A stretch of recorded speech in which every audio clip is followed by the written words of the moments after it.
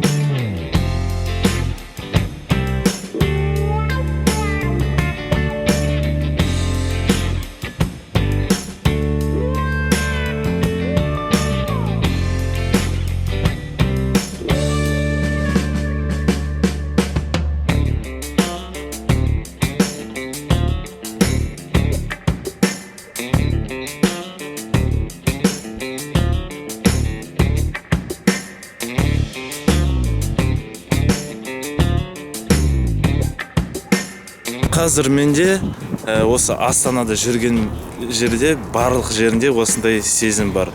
Мен дейтін бір жаңадан салынған шағын ауданда жүрген сияқтымын. Бірақ негізінде былай жалпы қарасақ, жаңадан салынып жатқан шағын аудан, мына артта тұрған темір металды қоршаулардан, сосын айналада ұзын тал ағаштар көрінбейді.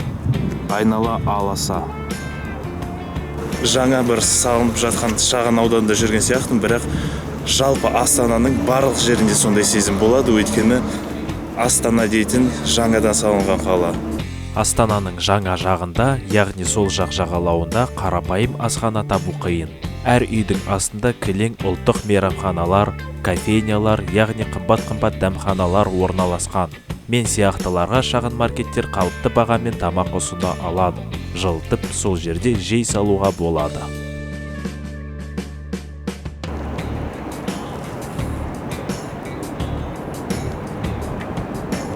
Мына жерде осындай үлкен ғимараттар тұр. Аспанға тиіп тұратындай ғимараттар ұзын, бірақ оның етегі, оның асты осындай арам шөптерге толы дала. Осылай Астанаға көп ақша төгіліп жатыр, өте әдемі. Сондықтан осылай өзің сол Астанаға жүктеп қоясың да, мысалы Астанада барлық жері керемет, идеальный болып тұрады деп, бірақ осындай жер бар мында. Артында ашық алаң, арам шөптерге толы, және осындай алаңның ортасында кішігірім жұмбақ тастар жиналып қалған.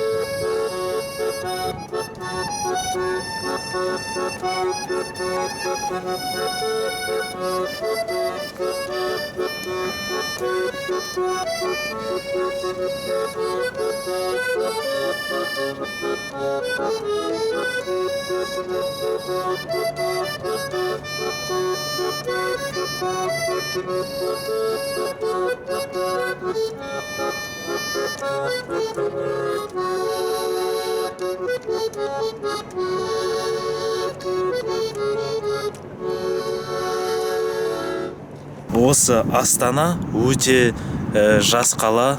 Мына қаланың өзі жас болғанымен қатар, мына жақта адамдар да жас. Жас отбасылар мына жақта өте көп. Менің алдымда жаңа отбасылар отыр. Мінекей қарай көріңіздер. Мінекей, мені, сосын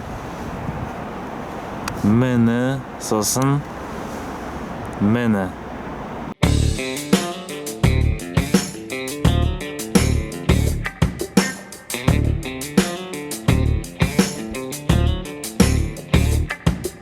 Мысалға Мәскеуде «понаехали» деген тема бар. Яғни жергілікті адамдар бір жақтан келген адамдарға мәз емес, өйткені шаршаған. Ал Астанада ондай жоқ. Өйткені әрбір адам мына жаққа бір жақтан көшіп келген. Мысалға 97 жылы Астанада 200 мың адам тұрды. Ол кезде Ақмола қаласы болды. Ал енді қазір халық саны миллионнан асып кеткен. Қай жақтан адамдар келді? Сұрап көрейік. Сіз осы Астана қаласының тұрғынысыз ба? Иә. Негізі 7 жыл болды. 7 жыл болды. Шымкенттікі. Шымкенттікісіз да? Иә. Сіз осы Астанада тұрасыз ба? Иә. Негізі туған жеріңіз қай жақ? Тараз. Тараз ба? Неше жыл болды осында тұрып жатқандарыңыз? 4 жыл. Астанада тұрып жатсыз ба? Иә. Өзіңіз туылған жеріңіз қай жақ? Осы Астанада тұрып жатсыз ба? Иә, Негізі туылған жеріңіз қай жақ? Көкшетау. Көкшетау. Неше жыл болды мұнда тұрып жатқаныңыз? 97 жылы көшіп келдік. Астанада тұрып жатсыздар ма сіздер? Иә, Неше жыл болды тұрып жатқаныңызға? 20 жыл болды. Өздеріңіз туған жерлеріңіз қай жақ? Арқалық. Арқалықта. Иә. Көшедегі адамдардан сұхбат алу қиын екен. Білмеймін, шамамен 15 рет жақындадым, тек 5-еуі ғана келісті, болды. Осындай сезімде мен көшеде бір қайырылым сұрап жүрген адам сияқтымын. Немесе бір мектеп дискотекасында бір қызды вальсқа шақыра алмай жүрген сондай сезімдемін. Болды, енді ешқашан көшеде сұхбат алушы болмаймын. Достар, сіздер Авиата деген авиабилеттерді іздейтін қолданбаны білесіздер деп сенімдімін. Енді Авиата ЖД билеті деген қолданба жасаған. Бұл қолданбада сіздер пойыздарға арналған билеттерді іздей аласыздар. Оны сіз Play Market немесе App Store'дан жүктей аласыздар. Мысалға, міне ЖД билетіға кіреміз. Сосын Нұр Сұлтан қаласынан Алматыға іздейміз билетті. Мында күнін таңдауға болады. Мысалға, қазанның 14-іне дейік іздейміз. Мына жерде өте көп таңдау шықты. Мында пойызды да плацкарт па, люкс па, купе ма, барлығын өздеріңіз таңдайсыздар. Уақыты барлығы жазылған, және неше уақыт бойы жүретінінде бәрі де жазылған. Осы ЖД билеті деген қолданбаның тағы да бірнеше артықшылықтары бар. Мысалға, бекетке барып кезекте тұрудың қажеті жоқ. Барлығы да онлайн. Оған қоса, сізде егер сапарыңыз болмай қалып жатса, билетті артқа тапсырып, ақшаны қайтара аласыздар. Және билетті қағазға бастырудың қажеті жоқ. Не бары сол телефоныңыздан көрсетсеңіз жеткілікті. Сондықтан саяхаттаңыздар, ішкі туризмді дамытайық. Сізге осы ЖД билеті деген қолданба пайдасын тигізер. Астана болғасын өзім елестетіп күткендей, осындай үлкен бизнес орталықтардың етегінде классикалық костюм киіп алған жұмыс басты адамдар көп. Папка ұстап, телефонмен сөйлесіп, асығып бара жатқандар. Кейбіреулері тіпті шет-шетінен маңызды болып сақшылардың қоршауында жүреді. Және байқағаным, Астананың жолдарында кілең шетел маркалы машиналар жүреді. Жапониялық, неміс, кореялық және тағы да басқа. Ескі ваздарды кездестіру қиын. Мысалға, Оралдың жолдарында тең жартысы шіріп жатқан Ресей номерлі ескі ваздар. Солардың бірінде менмін. Бірақ менде қазақстандық номер. Пирамидаға қалай өтем? Пирамидаға светоформын өтесіз. Астымен ба? Арқақ бір светоформын өтесіз. Сонда оны көрсетіп сұрауға болады. И верховный соттың артымен мостқа мінесіз де жаяу баруға болады. Мына жақта осы Хан Шатырдан бастап Ақордамен бітетін ұзын бір жол бар. Сонымен Ақордаға дейін өтейін деп едім, бірақ Ақордаға дейін өткізбейді. Осылай әскери киінген адамдар барлығын тоқтатып, тек қана сол Ақорда жақтағы ғимараттарда жұмыс істейтін адамдарды ғана өткізеді. Ал турист ретінде жай қарап жүру үшін кешкі 8-ден кейін тек қана келіңіз дейді. Бұлай күндізгі уақытта жүруге болмайды дейді. Мінекей осылай жағдай мына жақта. Ақорда жаққа өте алмағанымен, бірақ есесіне Қазмедиа орталығына өте алдым. дәлірек айтқанда мені ол жаққа хабар телеарнасының операторы Аян Сәрсенбаев шақырған. Ол маған Қазмедиадағы каналдардың жұмысын көрсеткісі келді. Мен әрине үлкен қуанышпен келістім. Жеке өз басым хабар арнасының көрермені болмасам да, біздің отанымыздағы телевидение қалай жасалып өндірілетіні мен үшін өте қызықты болды.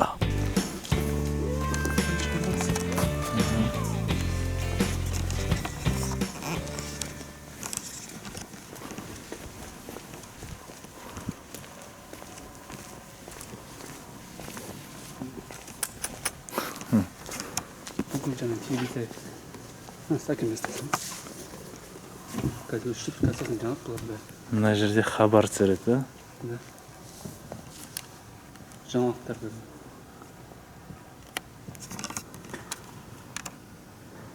Мына телесуфлер да содан оқиды. Бес камера тұр. Бәрін тесіп.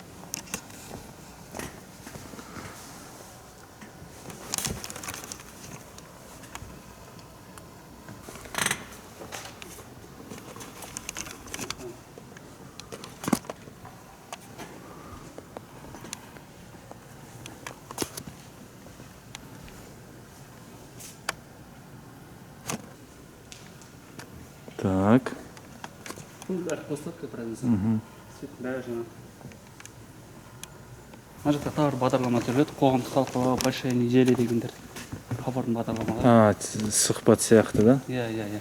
Большая түсіріледі. Бұл павильон хабардікі бұл жер. Хабардың бүкіл бағдарлама бойынша түсіріледі. Баяғыда таң хабар дегендер. Ал түнгі студия, жаңа әйел бақыты ол басқа студия. Мәссі, ол да бар.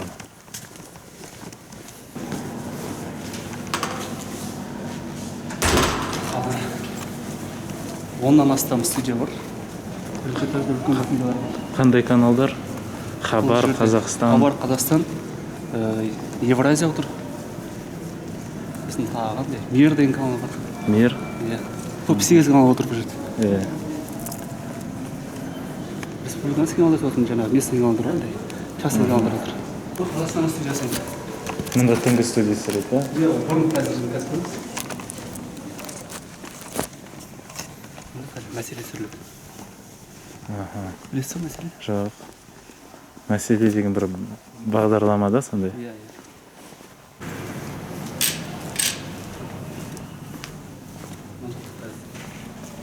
Қарапқа дайындық үстінде. Бір жобаға декораторлар. Мынау қандай телеканал? Бұл белгісіз әлі.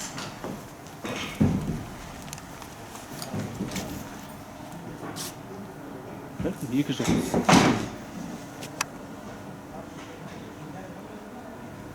Декораторлар күні-түні жұмыс істейді. Декоратор? Иә, бәрін жасайды. Декоратор дейді ондай бар. Бәрін жасайды. Қояды, свет қояды.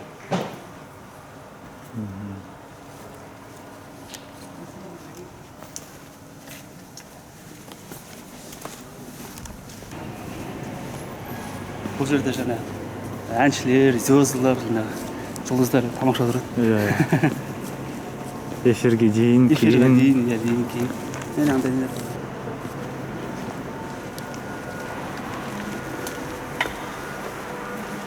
Крем жасау бөлмесі.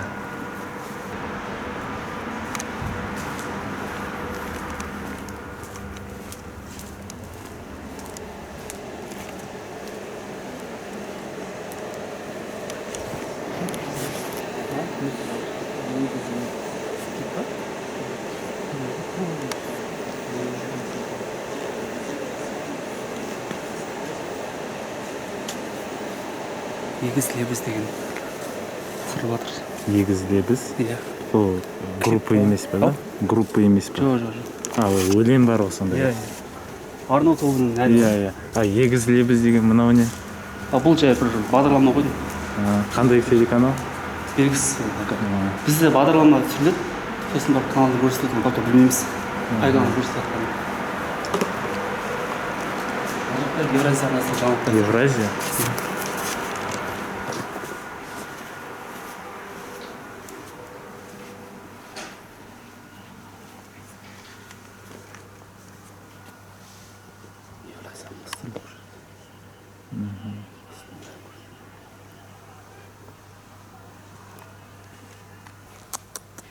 Қанша техника. қаншамасы бәрі керек. Зеленка. Зеленый Бұл жерде жаңағы не отырады. хромакей. Суға перевод жаңағы қосуға болады. Иә. Final Cut-пен. Final Cut па? Бәрінде MacBook Pro-мен отырып алып та? Иә. Final Cut, Adobe-пен. Бірақ Final Cut дұрыс телевизияның форматына. Өйткені сапасын жоғалтпайды да. Adobe Premiere Pro жоғалтады сапасын сол. Кішкене жоғалтпайды. Жет кішкене. Жаңағы консерватор. Zoom платформасы қалай жұмыс істейді? Оқу жылы басталғалы ата-ана неге алаңдады? Ал әлеуметтік желідегі жаңа тренд TikTok жастарға қалай әсер етеді? Бұл жайлы мен Мақпал Сержанқызы толығырақ Мынау қандай телеканал? Бұл Қазақстан. Қазақстан.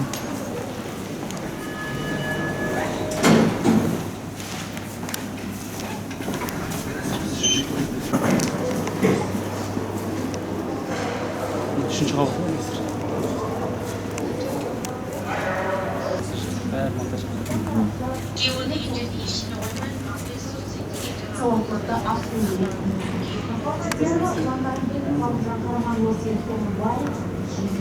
Жаңалықтар бар ма?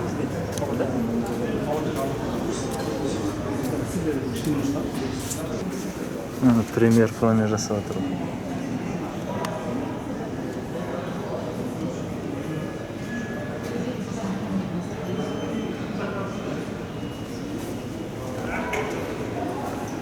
Сен өзің сонда чисто тек оператор да? Түсіріп отырасың болды камера. Біз бұл жерде оператор екі бөлінеді. Студийный оператор және ТЖК деп. Шығатында? Шығатындар оператор, жаңағы студийный оператор, жаңағы анау астында жаңалықтар түсіреді. Ал біз шығып түсіреміз. Біз қалаларды аралаймыз, бүкіл жерді аралап түсіреміз.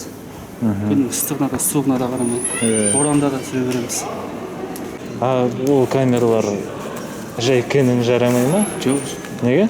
Canon болады, жаңа программасында бірнәрсе болса, Canon түсіруге болады. Ал телевизияның форматы, ол Canon емес, прямойға шыға алмайсыз ғой. Прямой шыға алмайсың да? Прямой антенна. Жазады, отырады, қандай-мындай. Мәтінін жазып отырады, сценарий. Мыналар кімдер? Бұлар студия. Жаңа астындағы студия тұрған бәрі. Осылар бақылап отырады үстіне. Бірінші камера, екінші камера деп жаңа. Режиссерлар, ассистент режиссер бәрі осылар тұрады.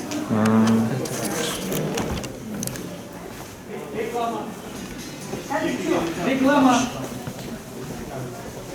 Назарларыңызда сейілдік жаңалықтар әрі қарай көреміз. Реклама. Әрі қарай көретіндеріңізді екі жаңалықтан бермейміз деп қойсақ. Әрі қарай көретіндеріңізді реклама. Просто народные миссии посчитали.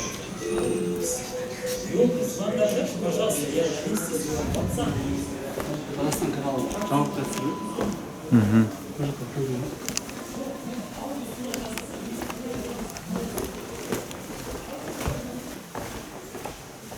Қазір концертер. Журналистер. Көбі үшін не болып жатыр. Кешер отырып жазады, мәтін жазады, бәрі. Жаңа түсіріп берген нәрселерін түсіріп берген осы жазып, дайындап, сосын жаңа монтаж етуге барады. Сонда оқиды бәрі. За кадры голос бәрі сол жерде оқиды.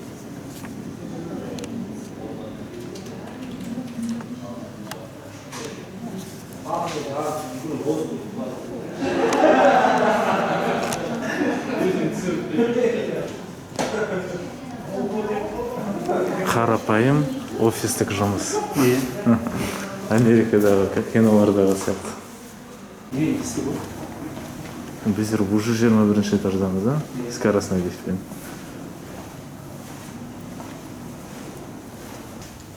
Конференция өтеді жаңағыдай. Жиындар өтеді неше түрлі. Мынау Шұбар деген район, бұл жерде жаңа депутаттар, неше түрлі жаңа. Мынау үйлер ма? Соларға салынған баяғыда. Тұрып жатыр ма мында олар? Тұрып жатыр. Кейбіреу тұрып жатыр, кейбіреу жаңа посольство болып кеткен бір жатыр. анау жерге шығып көрейікші, анау жерде күшті ұнайды тағы. мына кісіні танимын. Таныс кісілер көп жүре берсек. Қалай Артур Платонов, да? Антон Платонов. Антон Платонов. КТК-да тілші болған қазір. Портрет недели. Әкем қарайтын еді соны. Өзгерген. Салымшы депозитті сатылымға қойған соң, сатып алу тетігін ең бірінші басып үлгерген адам депозитке ие болады. Сатылымға жинақ мерзіміне кем дегенде бір жылдан болған. Баспанаға бағып. Өзім видео саласында жүрген адам болғандықтан, мен үшін телеарнадағы бейнелер кішкене болса да қалай өндірілетінін көру қызық болды. Қазмедианы айналып шыққан соң, телевидение қаншалықты масштабты және күрделі сала екенін сездім. Осылайша Аян маған, яғни бізге Қазмедиада экскурсия өткізді. Сол үшін оған үлкен рахмет. Ал енді Астананың ескі жағын көрейік. Астананы екіге бөліп Есіл өзені ағып жатыр. Осылайша Астана правый берег және левый берегке бөлінеді. Оң жақ жағалауында ескі қала, сол жақ жағалауында жаңа қала. Сол жағында барлығы өте әдемі, заманауи, маңызды және көрікті ғимараттардың барлығы сол жақта. Және көшелері өте кең. Сондықтан көшеде адам саны аз болып сезіледі. Ал ескі жағында Совет үкіметінен қалған сұр үйлер. Көшелері сол жағымен салыстырғанда тығыздау. Сондықтан оң жақта адамдар көшеде көбірек болып сезіледі.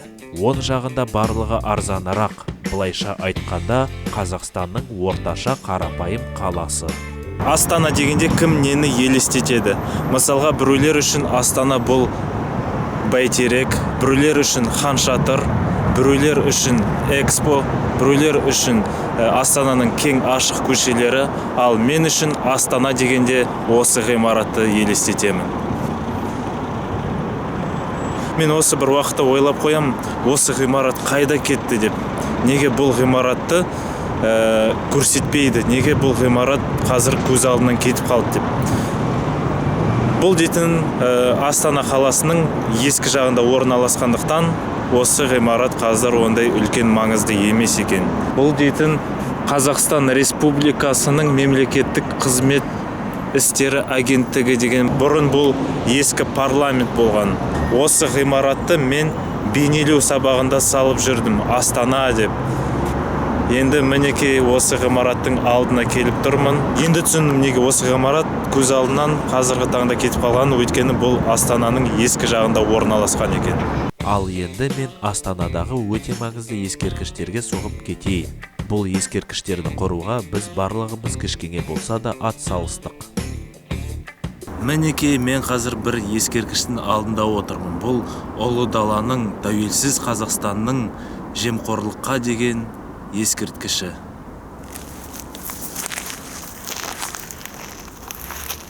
Адамдарға қызмет жасап, оларға қағаз бастырып, фотоға түсіріп, солай ақша тауып, салық төлеймін, және сол салықтың бірнеше бөлігі осы ескерткіш салынуға кетті.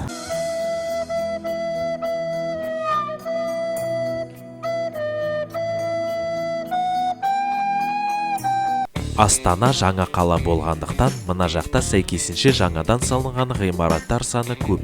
Архитекторларда шегі болмаған сияқты.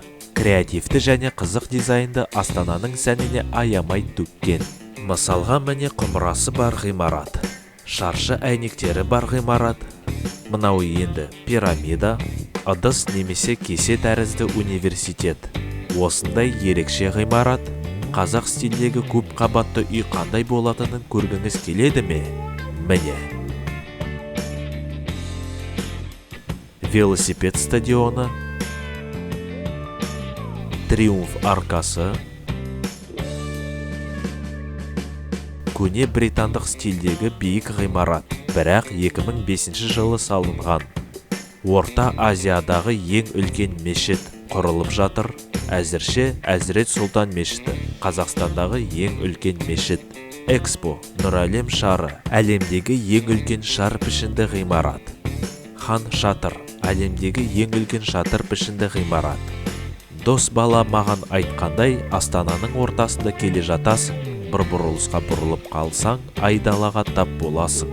Және өздеріңіз байқап тұрғаныңыздай, шынымен солай екен. Арғы жағына қараңыздар. Міне жаңағы велостадион, Астана арена, ал арғы жағы айдала мен батпақ.